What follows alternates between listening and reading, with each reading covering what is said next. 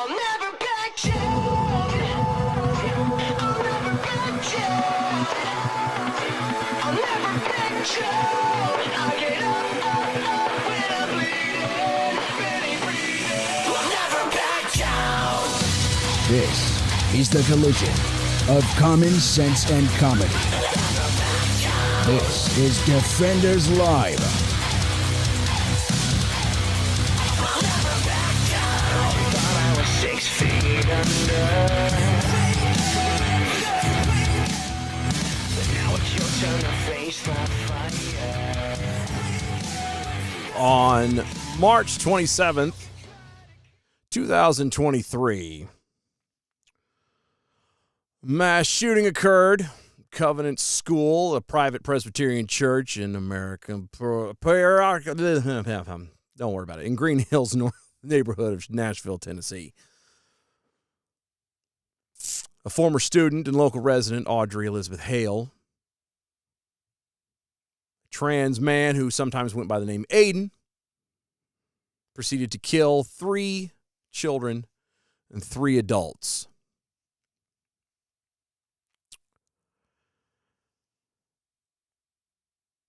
The way that this has been presented and handled in society, not even just the news, in society, period, is bothersome on so many levels. This lady went to a school that she used to go to, went in and proceeded to open fire, killing 3 students and 3 staff. The children were Evelyn Dickus, or Dickus, I hope I said that right, William Kinney, Haley Scruggs, all of them aged 9. That was the children. Substitute teacher Cynthia Peak, who was 61. Custodian Mike Hill was 61. And the head of the school, Catherine Kontz, was 60. 6 people died. And instead of Americans coming together to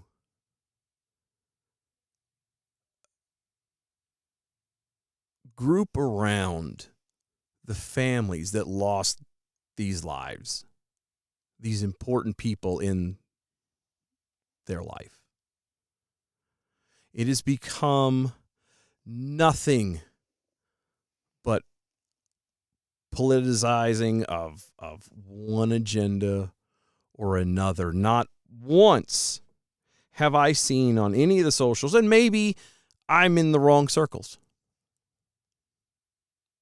but not for a second have I seen on either side anybody stopping for a moment and truly being upset that we lost life. And lost the lives of children, by the way. The White House has gone off, blamed the Republicans. Secretary Karine Jean-Pierre blamed Republicans for their stance on gun control after the shooting, because it's the gun's fault.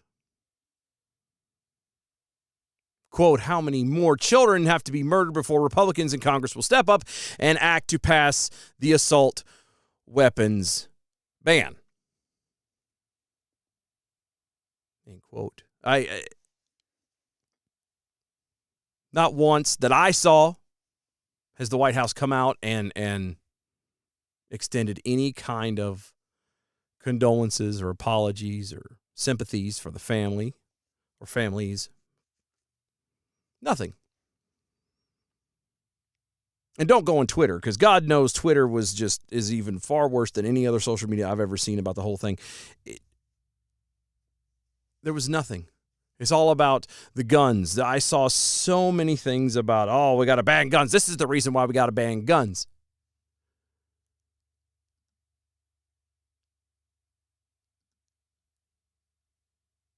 She went on. Actually, you know what? I'm going to back off of that one for a second and come soup around another way. It's all been about guns to a degree. It's been where it's been really pushed was from the gun angle. Around 500 students gathered at 8 a.m. at the Nashville State Capitol, or Tennessee State Capitol building, actually, in Nashville on Thursday. Protesting. They protested until eventually a fairly large group of them, not sure how many, moved into the Capitol building carrying signs and shouting, "No action, no peace. What do we want? Gun control. When do we want it? Now." Which I want to pause for a moment and say that how come that doesn't count as an insurrection? Because there is actual video of this, and they were in session at the time. And these people literally just walked into the chambers. But that's not an insurrection. I digress.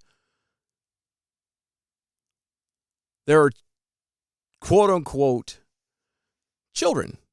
And I say quote-unquote. There are young teens and everybody else who are raising ever holy hell about this. Talking about, am I going to be next? I've seen some of the signs. Am I going to be next? And blah, blah, blah. No one is for a second thinking about the pain that the families are going through. It's a political tool at this point. We've crossed that line to where there wasn't even a moment's thought of how the family of these people, how they feel having lost children, have then lost fathers, mothers, brothers, sisters. Nobody stopped for a second. Both sides immediately grabbed it, ran with it. It was all about what agenda can we push. The right was constantly sticking out there. And I will admit that I have thrown my little bit in there as well, that the fact that this was an individual was transgender. All the more proved the fact that it needs to be put back, that transgenderism as a whole needs to be put back. Gender dysphoria needs to be put back, the MDM-5, as a mental illness. Has to. But the right was going at it from a trans angle, arguing that up and down. And the left was using it strictly for gun control. To the fact that, again, children were, young teenagers were arguing and fighting and protesting, completely ignorant of the entire situation. David Hogg, the self-espoused survivor of the Florida school shooting, huge activist for anti-gun, is having a field day with this whole thing. Not that it matters, but he's just out there just stirring that pot up. Oh, we got to get rid of guns. Schools are by far the only place that I know of. I tried looking up for exact, stats, and I couldn't find anything specific. But to my knowledge, schools are the only places that are not actually protected by armed security. Now, there are probably some schools in some places that do have armed security there, but as a vast majority, it doesn't happen. We have it at airports. Virtually every government building has some kind of security. Everything's got a real security to protect these, the people inside it. We don't do that for schools. And then we're shocked when a tragedy like this happens. They want to take away guns out of this whole thing.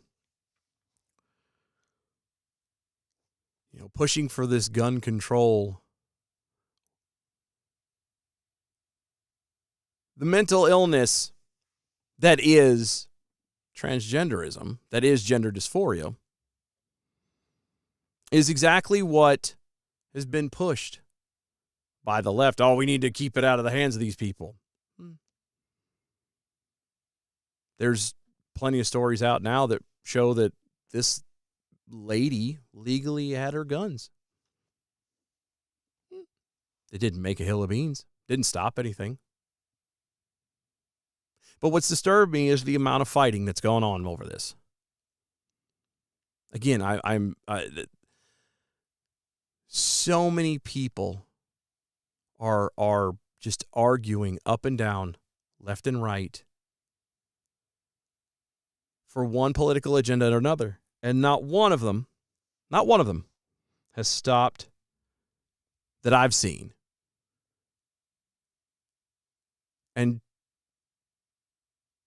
felt even a smidge of pain, empathy for these people.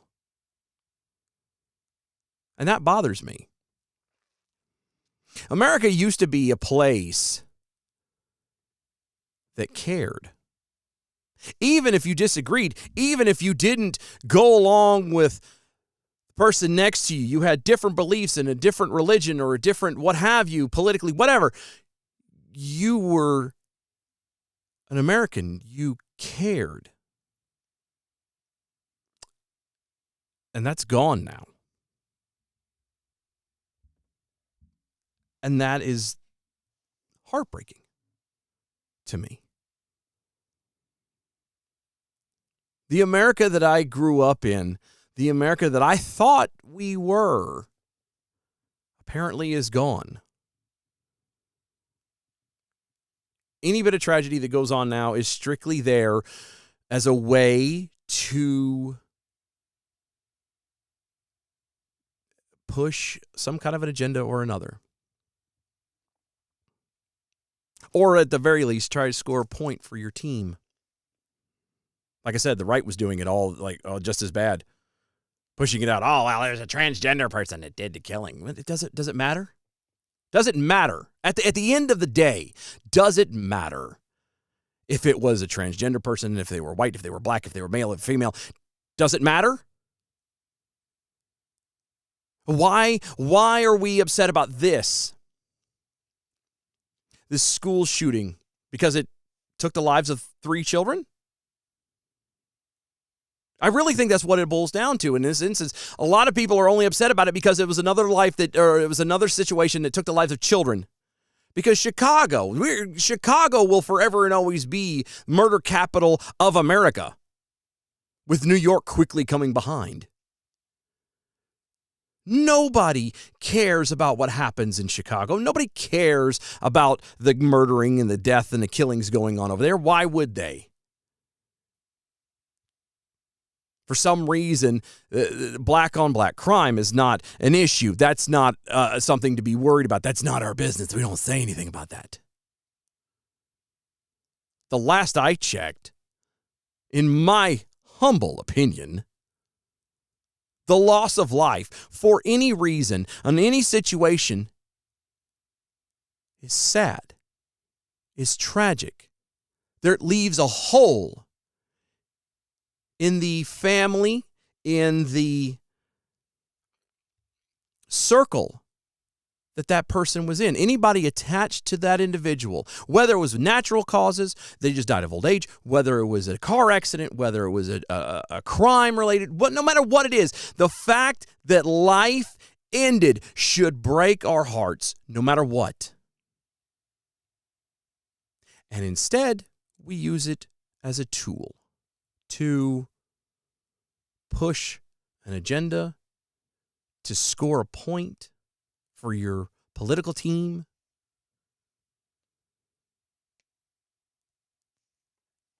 And that is insane to me. It really is. Like, when did this happen? I really don't know when everything changed. And I wanted to go back. You don't have to like what the person does. You don't have to like what they believe. But why can't we get back to the fact that that was a person?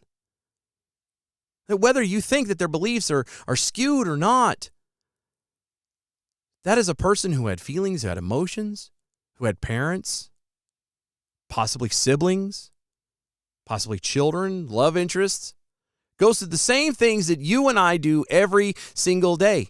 Have friends, have a life, go to a job, in one way or another touches a multitude of people. And now that that life is gone, there is a hole there. We don't care.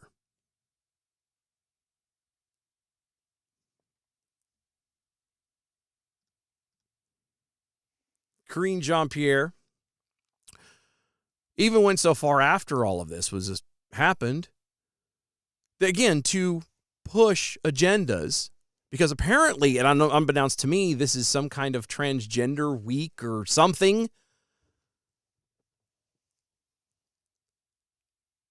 The White House press secretary has expressed sympathy for the trans community after a transgender person murdered 6 people, including 3 children. Why? How are you going to express sympathy for a group of people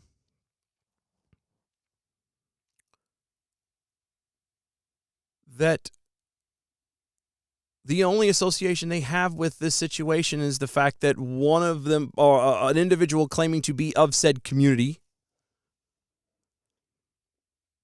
committed an act of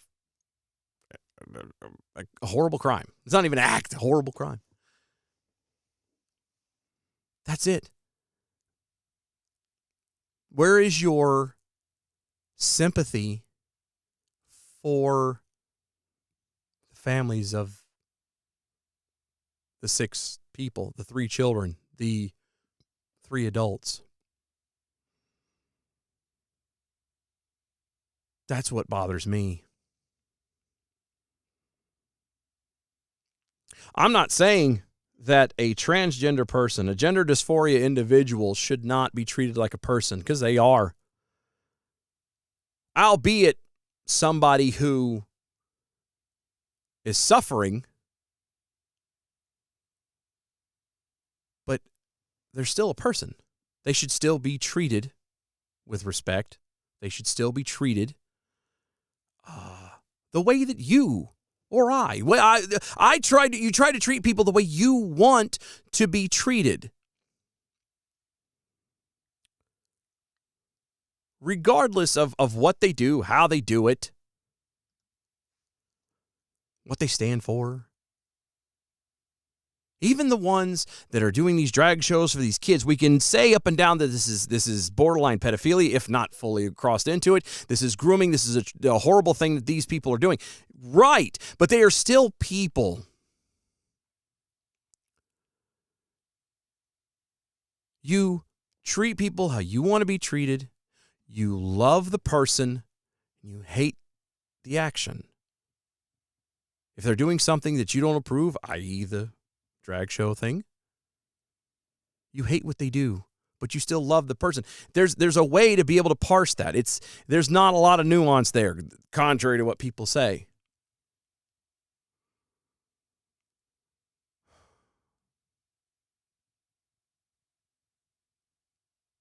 It's just insane. The White House press secretary expresses sympathy for the trans community. Quote, I know that the White House released a proclamation of Trans Day of Visibility.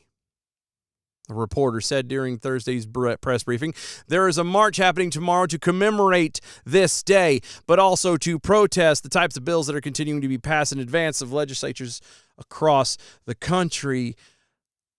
What is the White House's message to these lawmakers that are passing those bills and those who are taking to the streets to protest them? In quote, that was a reporter.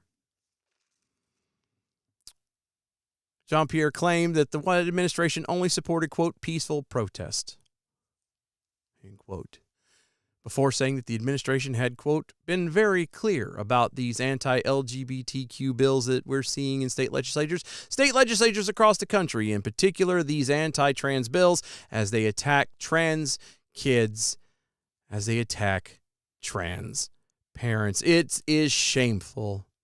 And it is unacceptable. As you mentioned, tomorrow's Trans Visibility Day. On a day we should be lifting up our trans kids, our trans youth, and making sure they feel seen. We're seeing more and more of these hateful bills.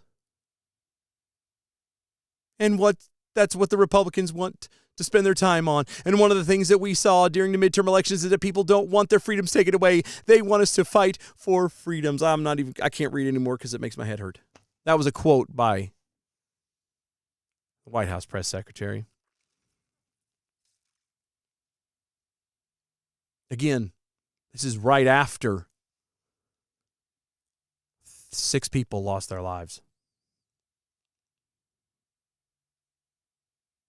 And all she can do is go on this thing. Oh, these states are treating these people so horribly. No, that's not it. We're protecting children. That's what we're trying to do. Protect our children from something that they should not be subjected to.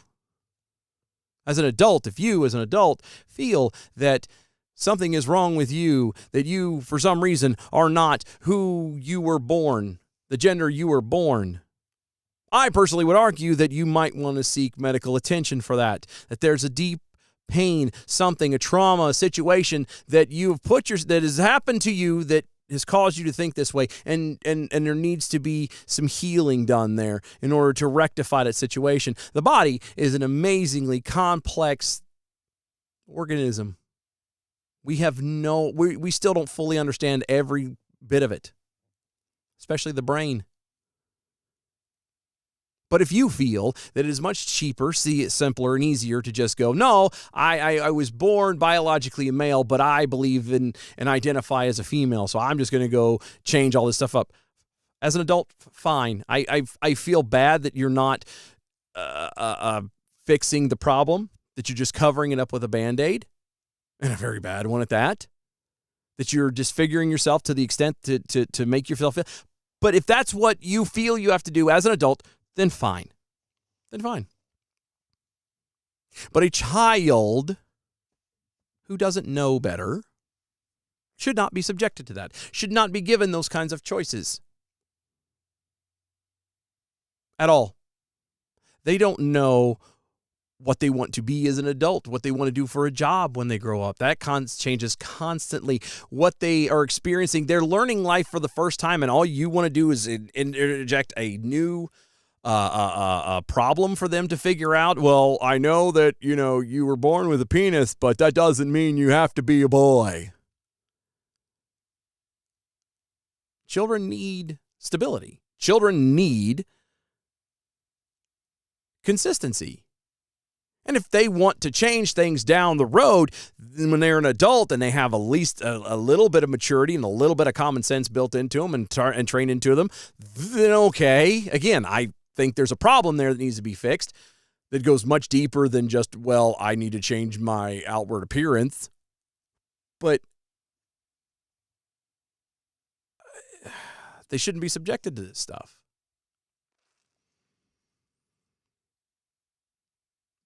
The attack on our children is relentless.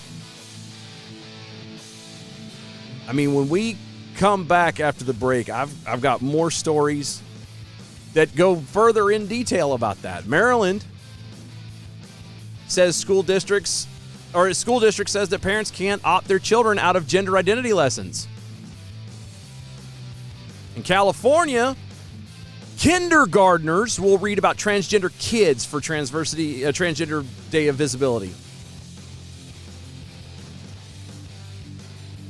Who's protecting our children?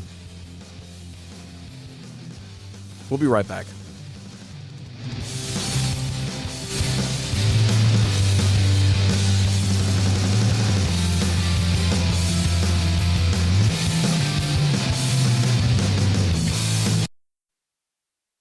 In today's troubled world, our USA Armed Forces stand ready to protect you, your family, and our American way of life. When veterans return to civilian life, they deserve your recognition and support. You can help put vets to work by donating your car, truck, or van to Patriotic Hearts. Your donation will directly support programs to help vets find jobs or even start their own business. Donate today for fast, free pickup of your vehicle, running or not. Operators are standing by to answer questions about making a tax-deductible vehicle donation. Find out how you can make a difference in the life of a United States veteran. Call 800-209-6482 for 24-hour response. Call 800-209-6482. 800-209-6482. That's 800-209-6482.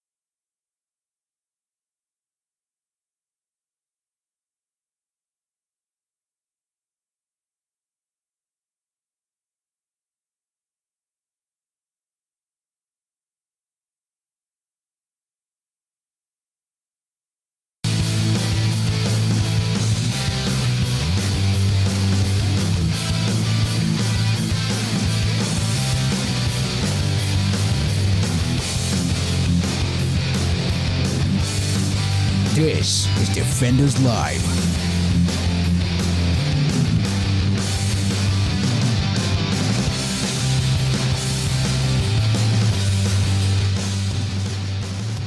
Oh, me. Yep, I know. Very uplifting and lively show. It's only going to get better from here. I ended off before the break asking who's protecting our kids, and not from the political, agenda-driven angle that everything has been going on lately. Guns and everything else. It's who's protecting our kids? Why are we not protecting our kids? We all know that children are the future, and it is a whole lot easier to convince a child, or let me phrase that, it's a lot easier to lead a child astray than it is to try and convince an adult. A child is susceptible because they are trusting. They are innocent. They, dare I say, naive. They're children. They don't know any better. It's easier to sway them, to manipulate them, to conform them to what you want or what society wants than it is to raise them properly.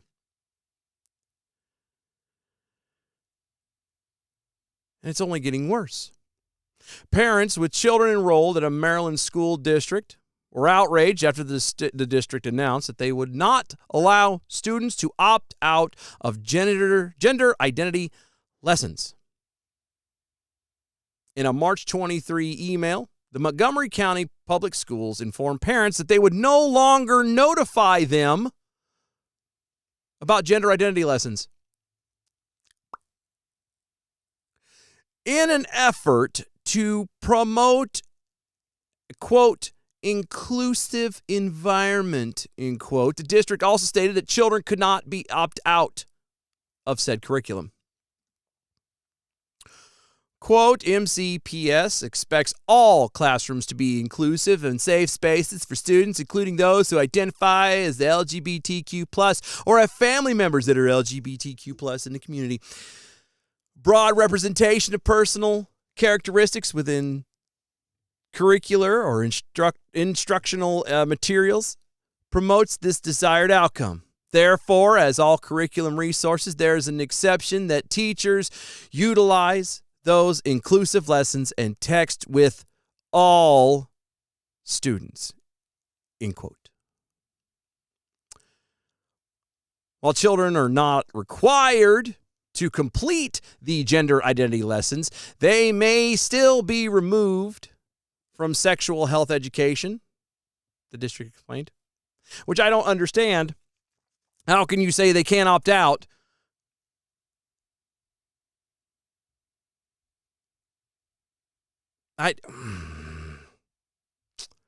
Quote, as is standard practice when planning for instruction, teachers and schools are encouraged to utilize a variety of resources to continue to promote an inclusive environment as outlined in the MCPS core values and board policy. Students and families may not choose to opt out of engaging with any instructional materials other than Family Life and Human Sexuality Unit of Instruction, which is specifically permitted by Maryland law. As such, teachers may or will not send home letters to inform families when inclusive books have been read in the future, end quote. Here's a school in Maryland telling parents pretty much to go screw yourself. These are our children. We're going to do what we want. We're going to teach them what we want. And to hell with you. Because let's be realistic about this whole situation. Children are in school, 6-8 hours a day? Something like that. And with parents nowadays, with the way society is right now, parents, both of them probably working.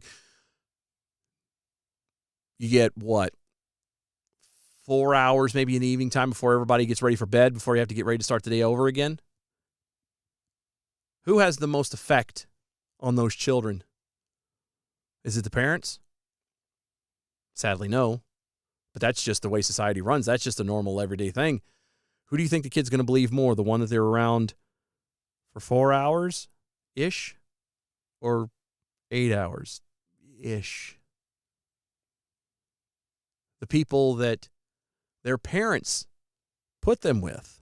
Obviously, if mom and dad are sending me here, they must trust the people that are here. They must trust what they're saying. And by the time the parents find out about it, it's over. They can't refute anything. They can't argue anything. They can't fight it. Damage is done. In response to the notification letter, 70 parents attended a Montgomery County School Board meeting on Tuesday to speak out about the policy. Parents fought for their rights to have a say in their children's education and argued that teaching gender identity lessons violated their religious beliefs, according to the Daily Caller. Montgomery County School's parent, Allie Albiter, God bless her, Alto Belly, I'm so sorry, told the DCNF, that's the Daily Caller News Foundation, quote, none of us have asked for books to be removed. None of us. We're just asking for what is fair and equitable and our own constitutional right to be able to have religious freedom and opt out of something that goes against not only my Christian beliefs, but also the Jewish religion, the Muslims, so forth. There are so many people who are not okay with this.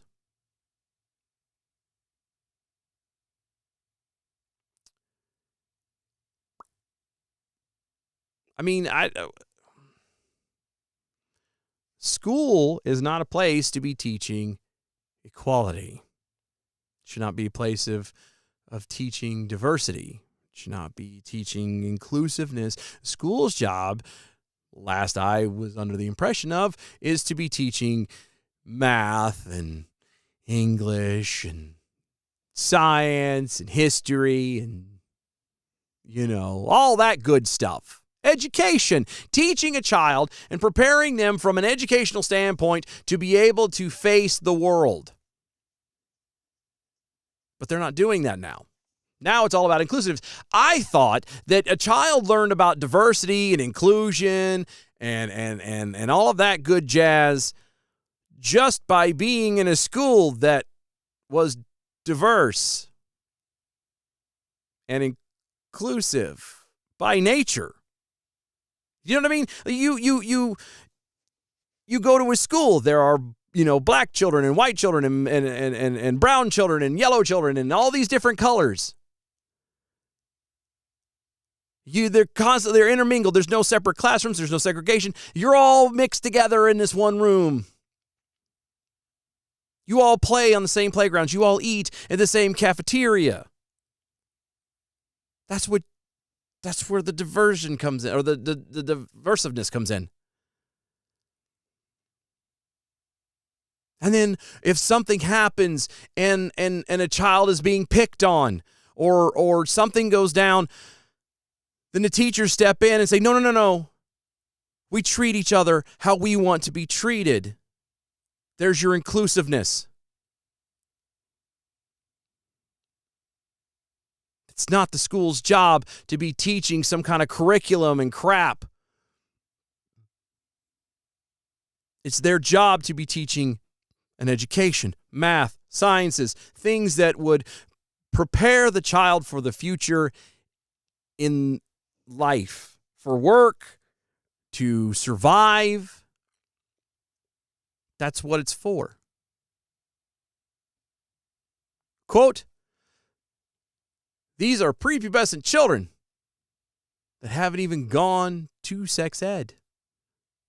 I just keep saying I'm not anti right now. I'm anti right now because it's not appropriate. This was, again, that was from Miss Altabelli. Another parent, Laura Wright, told the outlet that her child would be in the second grade next year, where he will be reading My Rainbow by Deshauna Neal and Trinity Neal. Quote, it's a book about a transgender kid. He's going to be learning words like cisgender and transgender. That's really heavy for his age. I wonder, why aren't they also learning about depression, suicide, and addiction at this age? It's really heavy, and I'm surprised. End quote. There's a lot of things that, at this point, that why aren't they teaching children? If you're going to go the route of teaching them that, hey, you might be mentally unstable, but we're not going to call it that. You might have a problem. You may not be who you are being told or have been told that you are. There's a lot of things that they don't talk about. How come there are all these laws in place if this kind of stuff is okay? The school presentation revealed that the district previously released a list of LGBT plus books that it planned to incorporate in elementary school classrooms. One of these books for pre-kindergarten. Pre-kindergarten. Let that sink in for just a moment. Pre-kindergarten. You're talking, what, 2, 3, 4? It's titled Pride Puppy, and it is a story about a family celebrating Pride Day. In addition, a book for kindergartners called Uncle Bobby's Wedding is a story about a same-sex marriage. I can go on and on and on and on about the stuff they're doing this. Why? Why? Again, are there homosexuals out there? Absolutely there are. They are free to live their life how they want to. I don't agree with it. But I'm not the one who's living that life. I'm not the one who has to stand one day and give an account for it. I believe everybody does. I believe everybody that is ever alive, one aspect or another, has to stand and give an account for their life. Not everybody believes that. I believe that I need to focus on what I'm going to do because I believe everyone stands and gives an account one day for their actions in their life. That means I need to be more focused on what I'm doing. What am I saying? What am I conveying? How am I acting? I can't worry about these people over here. And if they're not hurting anybody, who cares? Who cares? I don't. But I do care when you start pushing this onto children. What does a child need to know about any of this for? Children in pre-kindergarten, kindergarten, I would argue as far up as it would be acceptable maybe in upper middle school, high school. Because at least then you're actually talking sex ed, and you can branch off into, hey, and just so we're clear, this is the different, aspects of it, blah, blah, blah, blah. But you're mentioning it from a purely scientifical, a purely instructional type position. You're not pushing it off on the kids. You're not trying to insinuate these things on these kids. You're not impressioning these kids. You're just saying, this is how it is in the world. So when you get out there, you're not shocked by it, and you don't turn around and be a jerk. That's what it should be. But pre-kindergarten, kindergarten, most, if not all of middle school, colors, numbers, letters, sounds, how to read and write, how to do math, how to, science experiments, don't mix acids and bases, that kind of thing. Like, that's what you do. That's what school is for. You don't dump this stuff on these kids and then just think everything's going to be okay.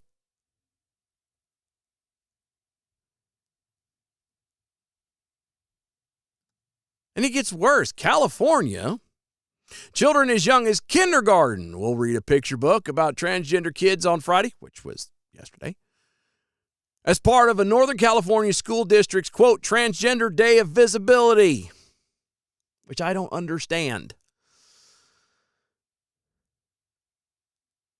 Despite the objections of several parents. Burton Valley Elementary, about 20 miles east of San Fran, will have K through 5 pupils read a book titled It Feels Good to Be Yourself, a book about gender identity. The book introduces children to the concept of gender identity with transgender kid characters. It explains the pseudoscientific ideas of transgender, cisgender, and non-binary people. Quote, this is Ruthie. She's a transgender girl. That means when she was born, everyone thought she was a boy until she grew older, old enough to tell everyone that she's actually a girl. End quote. That's the first line of the book. Again, children need stability. They need consistency. They need parameters to know that everything is okay. Period. No matter what it is. This line of this book throws all of that out the door.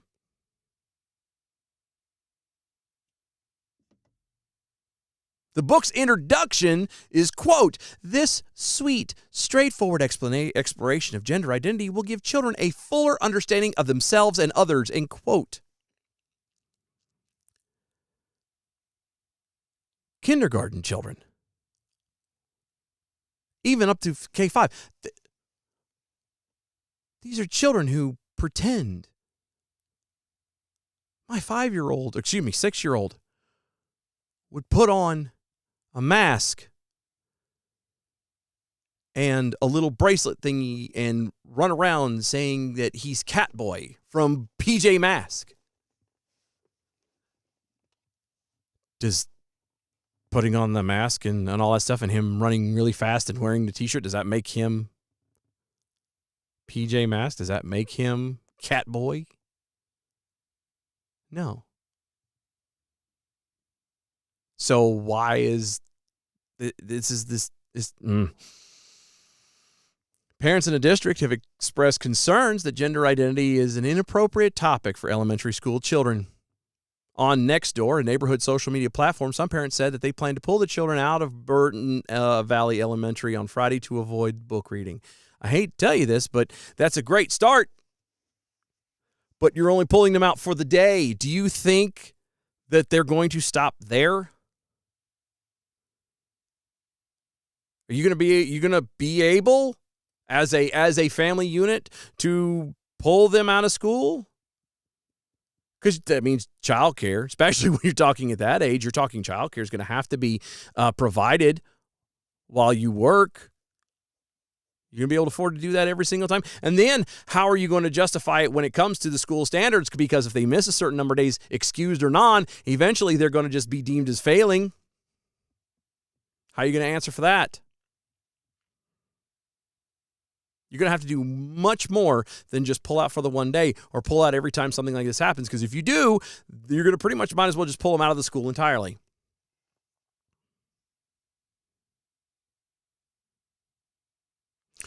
The Gender Identity book reading is part of Lafayette School District's celebration of International Transgender Day of Visibility.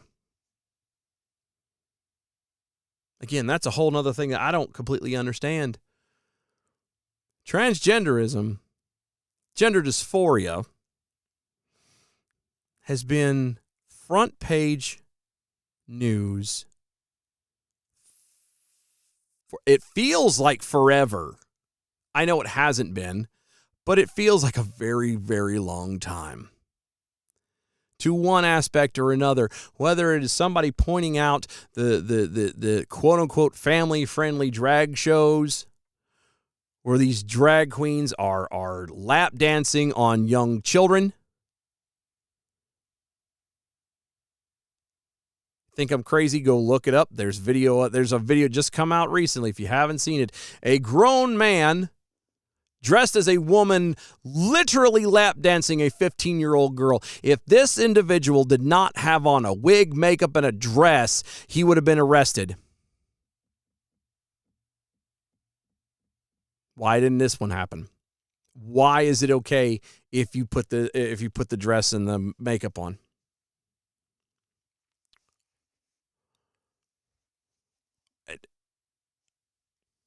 I don't know what to do anymore.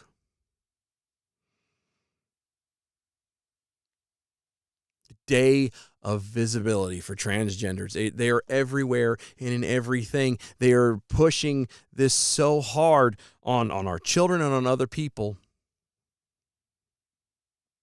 And I don't understand why. What I also don't understand is why it's being allowed to. Why more people are being complacent with it and allowing it to happen than not. I mean, kudos to the parents for standing up and saying something, fighting at these parent-teacher meetings and these, school board meetings. Good for them, but what have you done beyond that? Sometimes doing the right thing costs a lot. Literally. If your school board, if like this one in California or the one in Maryland, if they're doing this kind of stuff and you don't like it, you may have to figure out what it's like to, I don't know, homeschool your children permanently, full time. You may have to move to be able to accommodate something like that. There's a lot of things that may have to happen. If you were truly worried about your children and you need to really do something about it, obviously start with the easy part. You go to the board, you go to the school meetings, you do all this stuff, and you try to petition, and you hope that this stuff works. And if it doesn't, you better be ready to go all the way.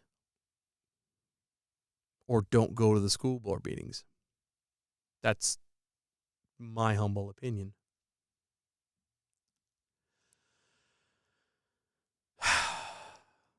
And it doesn't get better. There's a poll out, Wall Street Journal and National Opinion Center for Research, or Research Center, God, dyslexia is kicking in, unveiled survey results on Monday, which indicated that only 39% of respondents view religion as very important to them personally, a decline from 70%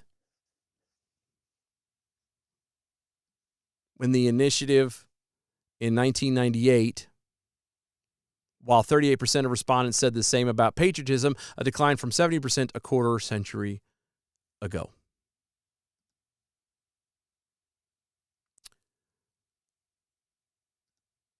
Values such as having children and community service garnered the same result. Share seeing the former as certainly important as a decline, or has declined from 59% to 30%, while the share considering the latter is centrally important declined from 47% to 27%. The only priority that has grown over the past 2.5 decades is money, which 43% of Americans now see as very important, an increase from 31% in 1998. Now, I am not one to push religion on somebody. If religion is not for you, then it's not for you. It's not something you want. It's not something you believe in. I'm not going to force it on you. I will hope, because I believe that, well, that's because they're my beliefs. My beliefs are true. If I didn't think that, I wouldn't believe them. And my beliefs, I would like for you to come on board and believe what I do, because I want to see you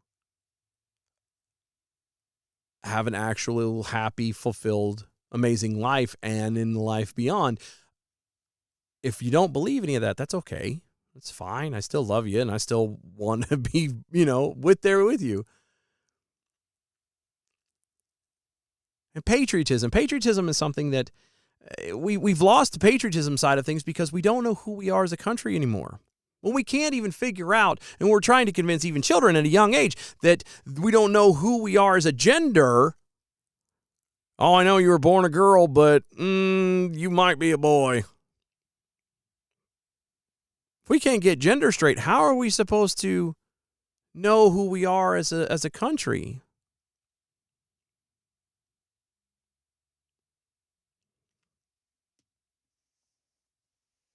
Bill McInturf, a pollster who previously worked for the Wall Street Journal on a similar survey, told the outlet that, quote, these differences are so dramatic, it paints a new and a surprising portrait of a changing America, end quote. He postulated that, quote, the toll of our political division, COVID, and the lowest economic confidence in decades is having a startling effect on our core values, end quote. Every age group placed a diminished importance on the values mentioned, with the exception of money. But the younger cohorts especially declined in their prioritization of the values. There was a 36 percentage point gap with respect to the importance of religion between those aged 18 to 29 and those aged 65 and above. There was likewise a 24 percentage point gap with respect to religion, and a 14% gap with respect to hard work. Now, I could go into why I think that is. We've become a nation of instant gratification. I've said this before, and the problem with it is everything is just becoming easier. Technology is an amazing thing. If it wasn't for technology, I wouldn't be doing what I'm doing right now. But at the same time, we've become so used to instant gratification that how hard is it to work at anything? Even, let's say, patience, if you can literally push a button and have something right now.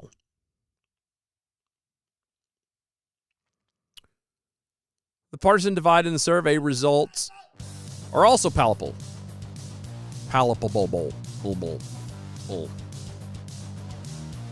Republicans exceeded Democrats by 36 percentage points with respect to the value of patriotism, 26 percentage points with respect to religion, and 12 percentage points with respect to having children. Democrats somewhat exceeded Republicans in the matter of community involvement, while both assigned the same amount of value to money in their lives. I mean, I don't care about the political side of it, but just the fact of the matter is that America has changed, and not for the better. So yay. There you go. It has been a fun-filled show. I'm sure one you will want to share with your friends and neighbors and tell how exciting and happy this was to listen to. If you're still alive and haven't slit your wrists by now, go to DOA Show at all the social medias, on Twitter and everywhere else. Follow us, like us, share us. Please help get the show back up to where it was before. We took that little bit of hiatus, and now we're trying to rebuild everything from the ground up. If we can start getting more listeners and a little bit more of a growth, we might be able to cross back into the daily show. I know a lot of people like that and miss that. See what you can do there. You can also support the show. Check out the description link in the show description, or go to the page on Anchor. We'll see y'all next time. Bye, y'all.